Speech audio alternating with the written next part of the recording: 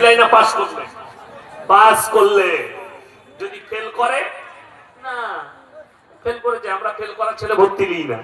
আর আমি চ্যালেঞ্জ ছুড়ে বললাম, আপনি এসে সাইফুল ভাইকে বলুন আমার ছেলেটা খুব জ্বলাচ্ছে গো, স্কুল যাচ্ছে না মোটেই, একে একটু আপনি মাদ্রাসায় রাখেন না, মাথায় হাত বুলিয়ে দে, আমাদেরকে আমরা তৈরি করে দেবো।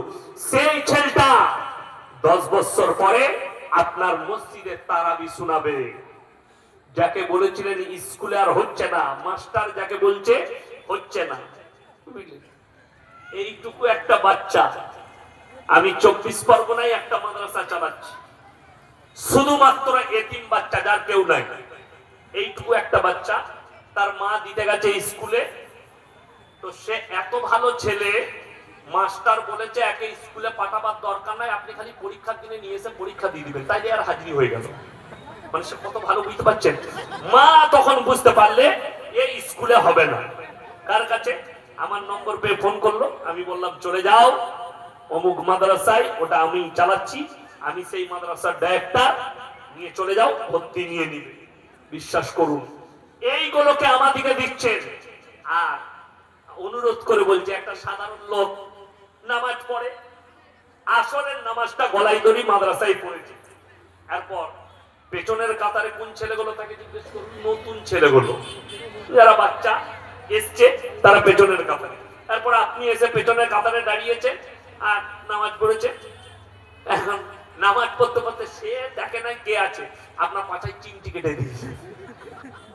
নামাজ শেষ, সাইফুল ভাইকে ডাক, এসব মাদ্রাসা চাঁদা দেওয়া যাবে না, মাদ্রাসা বন্ধ করে দেওয়া দরকার।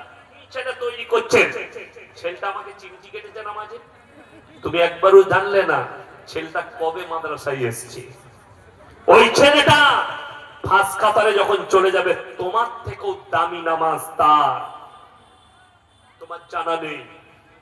আমাদের দেশে মাদ্রাসার একটা কি বুঝলেন, প্রথম ক্লাসের ছেলেকে জিজ্ঞেস করুন সূরা ফাতিহা, আলহামদুলিল্লাহি রাব্বিল আলামিন আর রহমানির রহিম মালিকি ইয়াউমিদ্দিন ইয়াকা না'বুদু ওয়া ইয়াকা নাস্তাঈন ইহদিনাস সিরাতাল মুস্তাকিম। মাদ্রাসায় আব্বাজির কাছে বসে আছি, একজন মুসল্লি এসে বলছে ইমাম সাহেবের মনে হচ্ছে সূরা ফাতিহাটা একটু গোলমাল হচ্ছে। আমি বসে আছি, আমার মাথাটা গরম হলো, আমি বললাম চাচা তুমি একবার শোনাও তো সূরা ফাতিহাটা।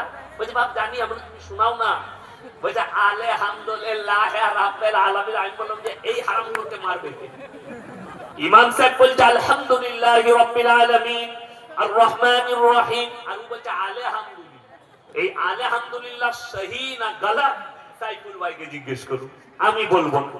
অনুরোধ করে বলছি, হিন্দু মুসলিম শিক্ষিত জ্ঞানী গুণী যারা মনে করছেন মাদ্রাসায় সন্ত্রাসবাদ তৈরি হয় না, মাদ্রাসায় কি তৈরি হয় আমার বক্তব্যটা আজকে শুনে যান, বুঝতে পারবেন। ইমানদারির সঙ্গে বলুন, গোটা ভারতবর্ষে সবাই একবার তাকবীর দেন, নারায়ে তাকবীর।